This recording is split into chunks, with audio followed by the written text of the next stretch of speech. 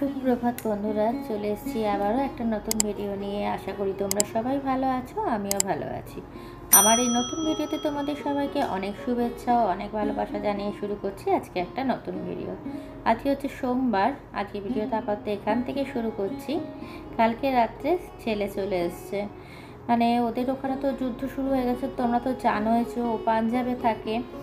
দিয়ে অনেক কষ্ট করে ওরা আগের দিনই, মানে শনিবার দিনই ওরা জানতে পেরেছে যে ওদের পরীক্ষাটা আর কি চেঞ্জ হয়ে গেছে, ক্যান্সেল হয়ে গেছে। ওটা আবার পরে হবে পরীক্ষাটা। তো সেই জন্য ওরা সঙ্গে সঙ্গে তখনই বেরিয়ে চলে এসছে। দুদিন ধরে তো ওদের ঘুম নেই, কিছু নেই। মানে কি বলবো, যা গেছে। কালকে রাত্রেবেলাও এসে পরে বলছিল, যখন শুয়ে শুয়ে বলছিল তখন মানে আমার শুনেই গোটা গায়ে কাটা দিচ্ছিল যে মানে কী অবস্থায় পরিস্থিতিতে ওরা ছিল। তো যাই হোক, কালকেই রাত্রেবেলা এসে, রাত্রেবেলা বলবো না, ভোরবেলাই বলবো, মোটামুটি ওই 3:30 নাগাদ ঢুকেছে ও ঘরে। তো সরি, তো 3:30 নাগাদ ঢুকেছে। ঢুকে পড়া তারপর তো ফ্রেশ ট্রেশ হয়ে তারপর শুয়ে পড়েছে। খাওয়া দাওয়া সেরকম কিছু হয়নি। কালকে তো ওর সঙ্গে মানে অনেক কিছু হয়েছে। কালকে যখন নামছিল, ও তো ওখান থেকে দিল্লি এসছিল, চণ্ডীগড়, তো চণ্ডীগড়ে থাকে, চণ্ডীগড় থেকে এসেছিলো দিল্লি। দিল্লিতে এসে দিল্লিতে ও থেকেছিল। দিল্লি থেকে ওর ফ্লাইট ছিল, দিল্লি থেকে ফ্লাইট ছিল ওর কটায়, 6:45 ছিল। দিল্লি থেকে ছিল তোমার ওই অবধি, লখনৌ অবধি। লখনৌ থেকে কলকাতা ছিল। তো ওই আর কি, ও লখনৌতে চলে এসেছিলো। বলছে লখনৌতে যখন ল্যান্ড করবে ফ্লাইটটা তখনও নাকি অনেক ডিস্টার্ব হয়েছে, অনেক প্রবলেম হয়েছে, না ল্যান্ড করতে পারছিল না, ওখানে ঝড় বৃষ্টি হয়েছে, অনেক কিছু হয়েছে ওর সাথে। এই যাই হোক, তারপরে তো যে অ্যাটলিস্ট ঘরে এসছে, ঘরে আসার পরে এইসব গল্প শুনছিলাম। তেও এসছে, এবার ধরো কিছু রান্না বান্না করবো। একা থাকলে তো আমি জানোই, তোমরা জানোই যে আমি সিদ্ধ ভাত এটা ওটা সেটা রান্না করে খেয়ে চলে যাই। কিন্তু এবার ছেলে এসছে, তোরা রান্না বান্না তো আমাকে করতেই হবে। তাই ভাবলাম যে দেখলেই সকালবেলা প্রথমে উচ্ছে ভেজে নিলাম। এই যে একটুখানি তিতর ডাল করবো। ওই আজকে তো সোমবার, নিরামিষ খাই আমি, তাহলে ওর জন্য মাছ করে দেবো, মাছ ভেজে দেবো, কিন্তু আমার জন্য তো নিরামিষ করবো। সেই জন্য ভাবলাম মুগ ডাল করলাম।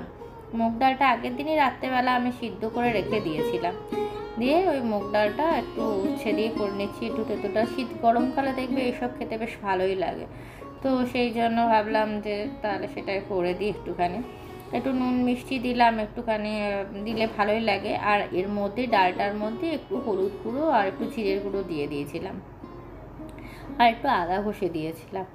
দিয়ে এই তিতর ডাল করে নিচ্ছি। আর সেরকম কিছু রান্না করব না, কারণ ও কালকে অতটা জার্নি করে এসছে, তো আর 2-3 দিন রাত্রে কোনো ঘুম নেই।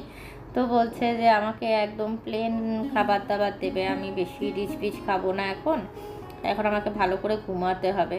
একেই তো প্রচণ্ড টেনশন গেছে, একটার পর একটা শুনছি, যত শুনছি ওর মুখে যে ওরা কোন পরিস্থিতির মধ্যে থেকে এসছে, তত মানে গোটা শরীরে যেন কাটা দিচ্ছে।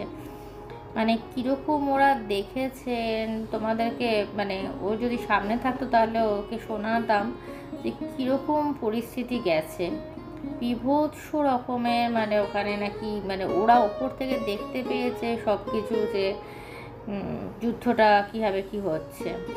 এবং সবাই খুব টেনশনেও ছিল, ভয়ঙ্কর টেনশন। 2 দিন 2টো পরীক্ষা ক্যান্সেলও হয়ে গেছিলো। একটাই মাত্র পরীক্ষা হয়েছিল, তারপরে পরীক্ষাগুলো সব ক্যান্সেল হয়ে গেছে। তারপরে ওরা সঙ্গে সঙ্গে বেরিয়ে চলেও এসছে, আর থাকার কোনো প্রশ্নই ওঠে না। এবার ওদের তো 2 মাস গরমের ছুটি দেয়, তোমরা জানোই, ও 2 মাসের জন্য চলে আসে। তো সেই গরমের ছুটিটাই এখনই ডাইরেক্ট দিয়ে দিল। যখন মানে এরপরে আবার নোটিশ পাঠাবে যে কবে কলেজ খুলবে, তখনই আবার ওরা যাবে, তখনই পরীক্ষাটা শুরু হবে আগে, তারপরে পরীক্ষাটা নেওয়ার পর তারপর থার্ড টার্মটা শুরু হয়ে যাবে। সেমিস্টার হয়ে যাওয়ার পর তারপর থার্ড টার্মটা শুরু হবে। আর পরের বার আবার ওদের ইন্টার্নশিপও আছে, আছে। আর এইবারই এরকম এত ঝামেলা। যাই হোক, এবার চলে এসছে ছেলে, মোটামুটি ভালোই লাগছে। এতদিন খুব টেনশনের মধ্যে ছিলাম। যতক্ষণ না ঘরের ছেলে ঘরে আসে ততদিন তো বুঝতেই পারছো যে কীরকম টেনশন ছিলাম।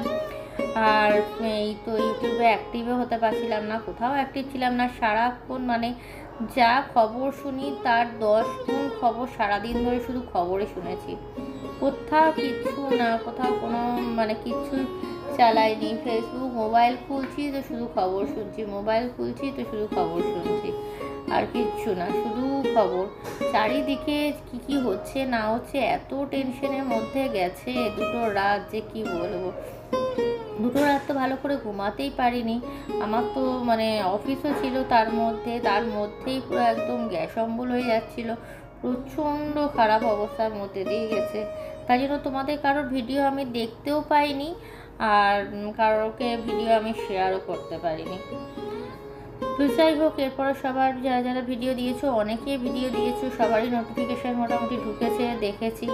কিন্তু সত্যি বলতে কি, আমি একদমই সময়ই পাইনি দেখার। তবে পরে দেখে নেবো, অবশ্যই দেখবো, দেখে নিয়ে তোমাদেরকে কমেন্ট করেও জানিয়ে দেবো যে কেমন লেগেছে তোমাদের ভিডিও।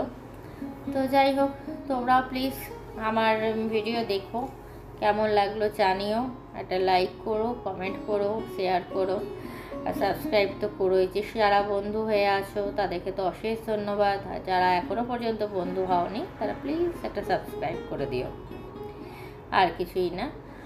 আর এই দেখো, ডালটা তো হয়ে গেল, দেখতেই পেলে তোমাদের সঙ্গে কথা বলতে বলতে আমার ডাল কমপ্লিট হয়ে গেছে। এবারে দেখো মানে তেল নিলাম, তেলে একটুখানি আলু দিলাম, একটু হলুদ দিয়েছি সামান্য, একটুখানি নুন দিয়েছি, দিয়ে এরপরে দেখি মানে রান্না তো কিছু করতেই হবে। এটা ভাবছি যে ফুলকপি আলু ভাজবো, তো আলুটা দেখবে তেলের মধ্যে দিলে পরে প্রচণ্ড ছেটে না, সেই জন্য একটুখানি নুন হলুদটা আগে দিয়ে নিলাম, দিয়ে এরপরে ফুলকপি আর আলুটা দিয়ে দিচ্ছি। সামান্য একটু গরম জলে রেখে দিয়েছিলাম, ফুলকপিটা খুব ভালোই ছিল, খারাপ ছিল না, সবুজ সবুজই ছিল, খুব সুন্দর ছিল, সেই জন্য একটু গরম জলের মধ্যে রেখে দিয়েছিলাম। রেখে দিয়ে এবারে ভেজে নেবো। আমার ছেলে এগুলো খেতে খুব ভালোবাসে, মানে একদম নর্মাল খাবার, আলু ফুলকপি ভাজা, ডাল ভাত এইসব খেতেও খুব ভালোবাসে। সবসময় যে ওকে মানে এমনি খাবার খেতেও ভালোবাসে, কিন্তু এইগুলো খেতেও ভালোবাসে, এমন না যে খায় না। তো ভাবলাম যে এই গরমের মধ্যে কি করে দেবো, ও তো বলেইছে একদম প্লেন রান্না করে দিতে, তাই জন্য ভাবলাম যে তাহলে চলো ডাল ফুলকপি ভাজা আর আলু পোস্ত করে দিয়েছি, এরপরে ব্যাস, আর কিছুই না এই খাবার, ব্যাস। তাতে কি এই গরম, যা গরম পড়েছে, বাপরে বাপরে। তোমাদের ওখানে কীরকম গরম পড়েছে, কে কোথা থেকে দেখছো জানিও, আর তোমাদের ওখানে কোথায় কীরকম গরম পড়েছে অবশ্যই কিন্তু একটা প্লিজ কমেন্ট করে জানিও। আমাদের এখানে তো প্রচণ্ড পরিমাণে গরম, মানে কি বলবো। বৃষ্টি হচ্ছে মাঝে মধ্যে, বৃষ্টি হচ্ছে না যে তা নয়, বৃষ্টি হচ্ছে, বাট মানে কি বলবো, পরের দিনই যখন সকাল হচ্ছে তখন দেখছি প্রচণ্ড গরম। রাত্রেবেলার দিকে একটু হাওয়া দিচ্ছে বৃষ্টি হওয়ার পর, তারপরে আবার সকালবেলা উঠে দেখছি বিভৎস গরম।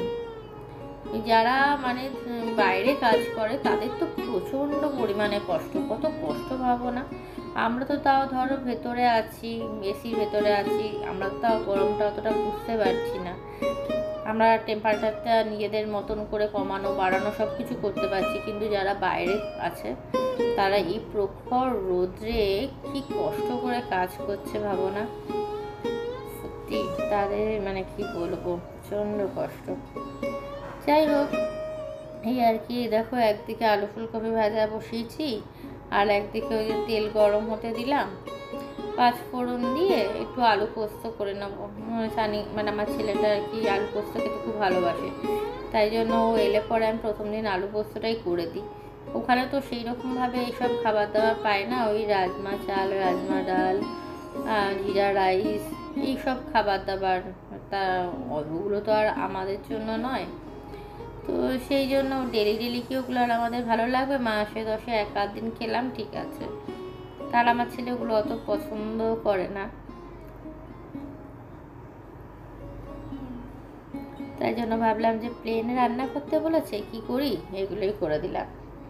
আর ওখানে যেহেতু ওদের তো মাছ পাই না, ডিমটা যাও বা হয় ওদের ওখানে, সকালবেলা ব্রেকফাস্টে ডিম দেয়, আর রাত্রেবেলা সোমবার শুক্র মাংসটা দেয়, তবে মাছটা তো দেয় না, মাছে কোনো সিস্টেমই নেই। সেই জন্য ভাবলাম যে না, এসছে যখন তখন মাছ ভেজে দিই, তো ওই জন্য মাছ ভেজে রেখে দিয়ে যাবো। লাস্টে আগে নিরামিষটা করে নেবো, লাস্টে মাছটা ভেজে রেখে দিয়ে চলে যাব, তাহলে ও নিয়ে নিতে পারবে, একটু গরম করে নিয়ে নিতে পারবে। তাই জন্য ভাবলাম যে এগুলো সেরে নিই, তাহলে আমার খাবারটাও তুলে রেখে দিতে পারবো, আর ওকে ওর খাবারটা দিয়ে দেবো। এটাই আর কিছুই না। তো এই দেখো মোটামুটি রান্নাবান্নাগুলো করে নিলাম। আর কি শেয়ার করবো তোমাদের সঙ্গে, রোজ দিন ঘরের ওই একই কাজ, ঘর ঝাড় দেওয়া, ঘর মোছা, বাসন মাজা, এগুলো আর কি। এছাড়া তো আর কোনো সেরকম কাজ নেই, একাই থাকি। আর সেরকমভাবে কিছু তো কিছুতে অ্যাক্টিভও নয় যে সেটা তোমাদেরকে দেখাবো। তাই জন্য আর অফিস ওয়ার্ক করি, অফিসে তো আর গিয়ে অফিসের কাজকর্ম তোমাদের সঙ্গে শেয়ার করতে পারবো না। তাই জন্য ভাবলাম যে তাহলে চলো রান্নাটাই তোমাদের সঙ্গে শেয়ার করে দিই। সেই জন্য রান্নাটাই তোমাদের সঙ্গে শেয়ার করলাম। তেমনভাবে আর সেরকম কিছু করিও নি যেটা তোমাদের সঙ্গে শেয়ার করব। এই আর কি। দেখো আলুটাকে তো একটুখানি তোমরা দেখলেই তেলের মধ্যে একটুখানি পাঁচফোড়ন দিয়ে আলুটাকে ছেড়ে দিলাম, একটু নুন দিয়ে ভালো করে একটু ভেজে নিয়ে তারপরে একটু সামান্য একটুখানি হলুদ দিয়েছি সামান্য, দিয়ে তারপরে নাড়াচাড়া করে ঢাকা দিয়ে রেখে দিয়েছিলাম। ব্যাস আর কিছুই না, জল দিয়ে ঢাকা দিয়ে আর কাঁচা লঙ্কা দিয়েছি, ব্যাস সেই আর কি। আর এইদিকে দেখো আলু ফুলকপি ভাজাটাও হয়ে গেল রেডি। এটা এবার রেখে দেবো। এরপরে সব এক গাদা বাসন আছে, সব বাসন মাজতে হবে। তারপরে স্নান পুজো সব বাকি আছে। দেখো আলু পোস্তটা, এদিকে পোস্তটা ঢেলে দিয়েছি, তখন আর তোমাদের সঙ্গে শেয়ার করা হয়নি, ভুলেই গেছি ক্যামেরাটা অন করতে। তো এই দেখো এবারে হয়ে গেল আলু পোস্তটা। এবারে একটুখানি সামান্য কাঁচা তেল ছড়িয়ে দিচ্ছি, দিয়ে হয়ে যাবে। একটুখানি ওই যে পোস্তটা যখন বেটেছিলাম তখন একটুখানি লাল লঙ্কা, কাঁচা লঙ্কা দিয়ে দিয়েছিলাম। একটু ওরা একটু মানে আমার ছেলে একটু লাল লাল হলেই ভালোবাসে, তো সেটা তুমি যাই দাও, শুকনো লঙ্কার গুঁড়ো দাও আর কাঁচা লঙ্কা দাও, লাল হতে হবে।